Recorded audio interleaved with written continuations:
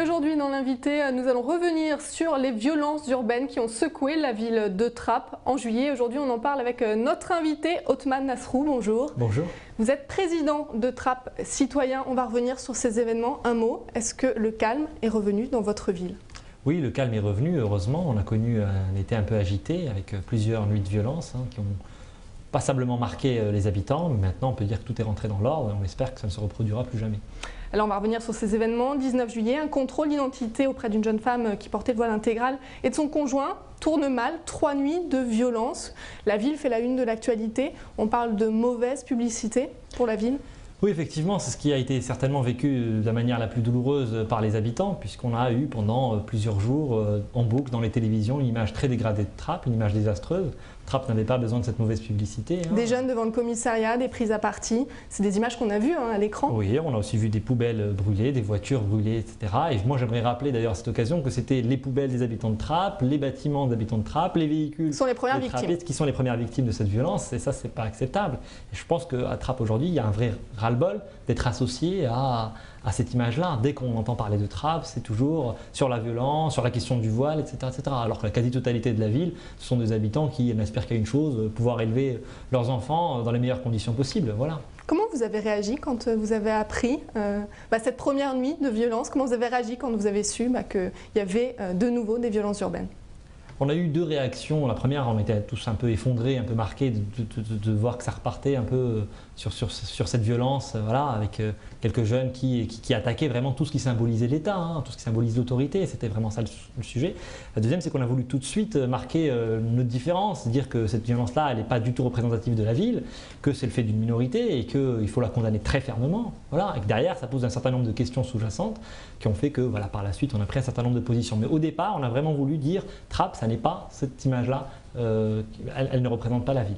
Quelle différence avec les violences urbaines de 2005, avec les émeutes de 2005 à l'époque? Il y en a eu partout en France. Aujourd'hui, si on devait comparer? Il y a une grosse différence, c'est que ces événements-là n'ont eu lieu vraiment qu'à Trappes. Donc c'est une situation très locale. Ça s'explique certainement aussi par une situation socio-économique de la ville, par un problème lié au dialogue avec les forces de l'ordre, voilà, et bien sûr des problèmes d'éducation qui sont extrêmement importants. C'est pour ça que nous, on a souhaité ensuite faire une série de propositions et on rentre sur un terrain qui est aujourd'hui un terrain différent, un terrain politique, tout simplement pour dire qu'aujourd'hui, la politique qui est menée à Trappes n'est pas la bonne et que si on veut que ce genre d'événement ne se produise plus jamais, il va falloir faire face aux problèmes tels qu'ils sont. Certains imams ont servi peut-être de médiateurs aussi à un moment donné. Moi, je ne pense pas que le problème soit d'ordre religieux. Il y a eu effectivement cet événement-là, ce contrôle d'identité qui a mal tourné. Ça aurait pu être n'importe quoi d'autre. Il a suffi d'une étincelle, il y avait un climat de crispation là-dessus. Donc je ne pense pas que le problème ce soit la communauté musulmane qui vraiment comme l'ensemble Est-ce qu'elle est pointée du doigt aujourd'hui? Est-ce que vous avez l'impression qu'il y a des amalgames Oui, c'est sûr qu'il y a un certain nombre de personnes qui s'amusent à pointer du doigt la communauté musulmane, etc.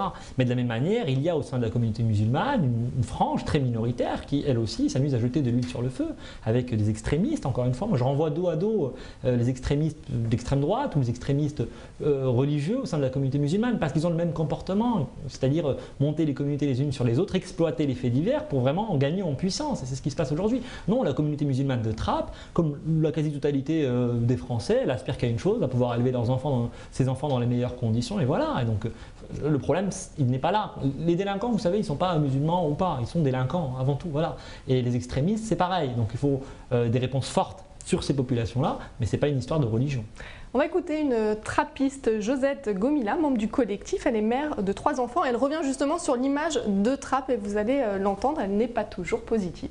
Je me suis rendu compte avec mes 2 fils aînés qui sont donc étudiants et bientôt en fin de scolarité qu'ils avaient quand même une préoccupation importante de déboucher, notamment par rapport à leur adresse à Trappes. Et quand je dis que je suis habitante de Trappes, que ce soit mes amis, ma famille, se pose toujours la question mais comment fais-tu? Tu dois être angoissée, tu ne dois pas dormir, etc. Donc ce que je voudrais dire quand même, voilà, c'est que Trappes est quand même aussi une ville tranquille. C'est pas parce qu'il y a une émute 400 personnes qui descendent dans la rue, il y en a quand même 40 000 au global dans la ville, donc il y a 39 800 qui sont tout à fait tranquilles chez eux. Là, on vient d'écouter cette trappiste. Est-ce que de votre côté, vous arrivez à dormir? Est-ce que vous vous sentez en sécurité dans votre ville? Alors, je ne vais pas répondre à titre personnel, mais c'est vrai qu'on a beaucoup de gens au sein du collectif Trappes Citoyens qui ont contacté le collectif et qui ne se sentent pas du tout en sécurité, qui sont inquiets pour leurs enfants, qui ont un peu de mal à laisser leurs enfants dehors. Mais c'est des problématiques aujourd'hui qui ne sont pas propres à Trappes. C'est vrai que l'image de Trappes qu'on a eue cet été n'est pas du tout l'image qu'on peut avoir sur le terrain. Voilà. Ça ne veut pas dire qu'il n'y a pas des problématiques de sécurité. Elles sont réelles et la réponse qui est faite aujourd'hui, elle est très insuffisante. On a eu les camions de CRS qui ont été là avec des déclarations très martiales du ministre de l'Intérieur. Manuel Valls, voilà, effectivement, quand il est arrivé à Trappes, les camions de CRS ils sont repartis et aujourd'hui la situation est revenue à la normale. C'est vrai qu'il y a des problématiques de délinquance, il y a des problématiques de trafic de drogue, mais ce n'est pas pour autant que Trappes mérite la réputation très dégradée qui est la sienne. Et c'est vrai que ça pose des questions de discrimination à l'embauche, etc. La question de l'image de Trappes, ça va être un vrai sujet, oui, ça c'est sûr. Est-ce que ces événements auraient pu être évités selon vous ? C'est toujours difficile à dire, hein, et moi vraiment je me garderais bien de jeter la pierre à qui que ce soit parce que ces événements-là ils sont complexes et voilà, et tous ceux qui essaient d'avoir des analyses très simplistes ont complètement tort et c'est simplement d'exploiter la situation. Nous ce qu'on essaye de faire c'est de pointer les facteurs sous-jacents à ces événements-là. C'est vrai que s'il n'y avait pas les problématiques de chômage des jeunes, s'il n'y avait pas des problématiques d'éducation très importantes et même d'autorité parentale, parce qu'on peut se demander qu'est-ce que faisaient certains jeunes mineurs, parfois de 12-14 ans, tard dans la nuit, voilà, dans ces échauffourées avec les forces de l'ordre. Donc nous on essaie de pointer ça du doigt, on pense que la politique qui est menée contribue à créer ce climat de tension. On a eu des déclarations très martiales du ministre de l'Intérieur. C'est une jeunesse qui se sent mal. Comment l'expliquer ? Tout à l'heure, vous disiez, oui, ils se sont attaqués à tout ce qui représentait la République, en quelque sorte. Oui, alors voilà, ça me permet de rappeler la raison d'être du collectif Trappes Citoyens. C'est vrai que nous, on a créé ce collectif parce qu'on considérait que les habitants de Trappes n'étaient absolument pas écoutés, qu'ils étaient dépossédés vraiment de la maîtrise de leur quotidien, des décisions qui les concernent et même de l'image qu'ils donnent, vu que l'image du Trappes aujourd'hui est extrêmement dégradée. Donc effectivement, bien sûr qu'il y a une frustration, le sentiment de ne pas être écouté. Et puis il y a beaucoup de gens à Trappes qui n'attendent plus rien de la République, qui n'attendent plus rien de la politique. Voilà. Mais quelle réponse apporter à ces jeunes ? Il faut combattre partout le sentiment d'être abandonné par la République, à la fois sur les questions de sécurité, en remettant des policiers qui sont dans la proximité, qui sont dans le dialogue avec les jeunes et qui sont aussi dans la fermeté quand il le faut, qui sont beaucoup plus présents sur le terrain. À Trappes, on a une police municipale qui ne travaille pas la nuit, par exemple. Et en plus, il faut évidemment combattre très sérieusement, avec une vraie volonté politique, les questions d'emploi des jeunes, parce qu'on a un chômage de masse sur les jeunes qui est conséquent à Trappes, qui dépasse les 40% dans certains quartiers. Une autre conséquence, en tout cas, il y a eu une manifestation de certaines femmes, une marche silencieuse, pour être précise, pour lutter contre l'islamophobie. Est-ce qu'aujourd'hui à Trappes, on en parle beaucoup et on dénonce beaucoup l'islamophobie ? Alors effectivement, au sein de la communauté musulmane, il y a le sentiment d'une montée de l'islamophobie. Il y a eu une série d'actes, d'agressions islamophobes, voilà.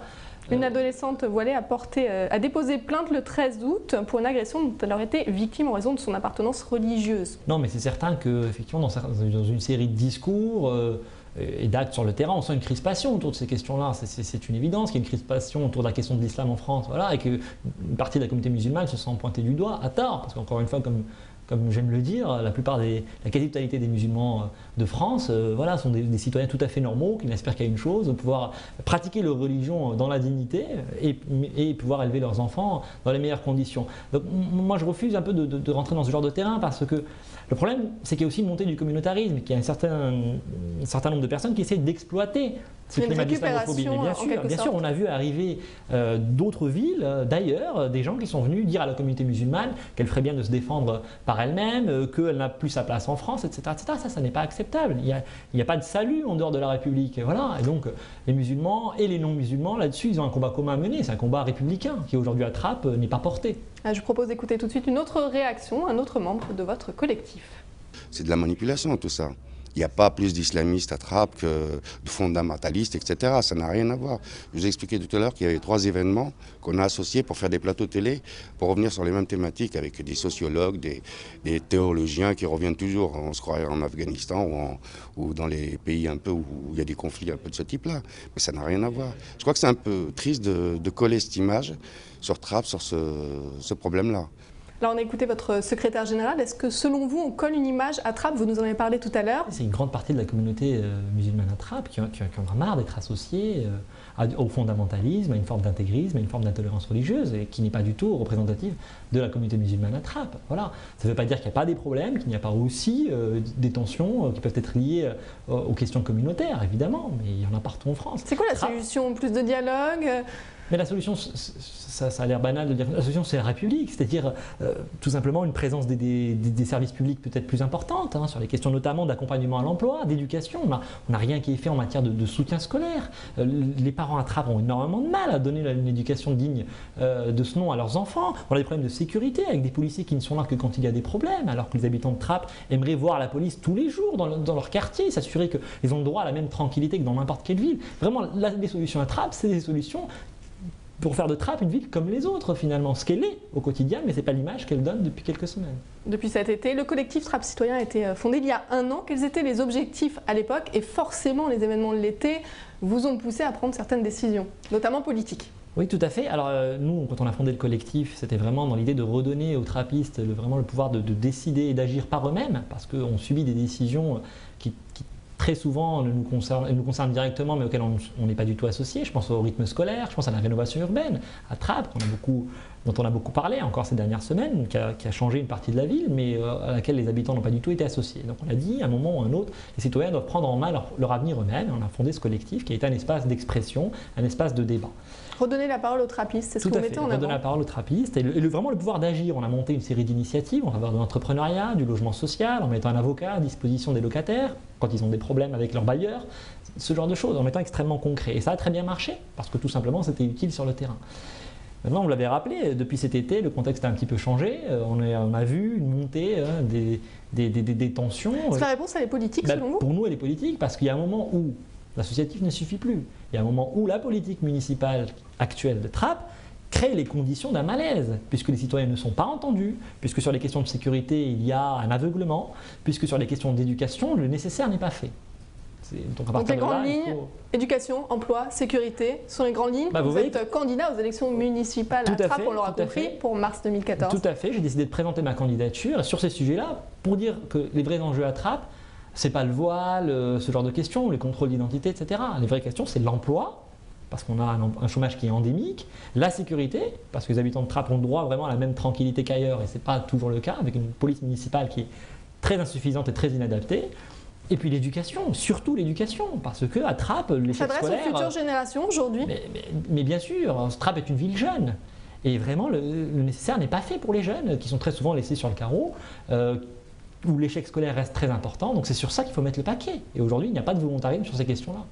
Donc aujourd'hui, vous êtes décidé à être candidat aux élections municipales de mars 2014. Quelle est l'ambiance sur place à Trappes pour finir? Est-ce qu'aujourd'hui on imagine que des nouvelles nuits de violence peuvent surgir, apparaître, ou est-ce qu'on est définitivement sorti de cet épisode?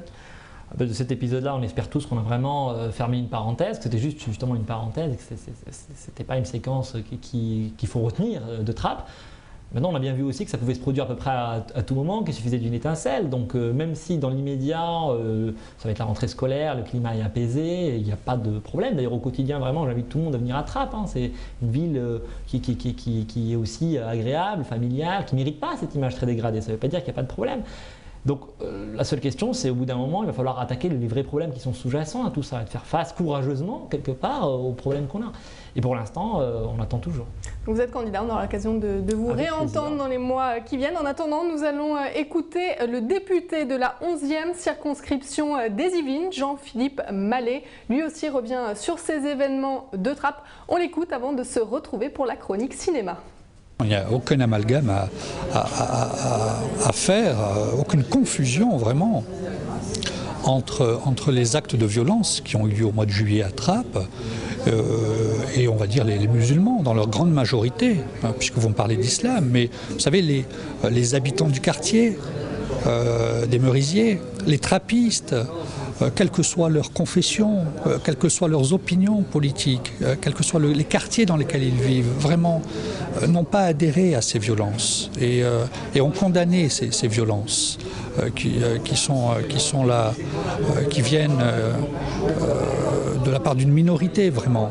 Alors il y a du travail à faire, toujours, évidemment. Moi je rappelle quand même que la ville de Trappes, le maire de Trappes, Guy Malandin, avec son équipe, depuis des années, a fait un travail considérable. Moi je ne peux pas laisser dire qu'il n'y aurait rien eu de fait à Trappes.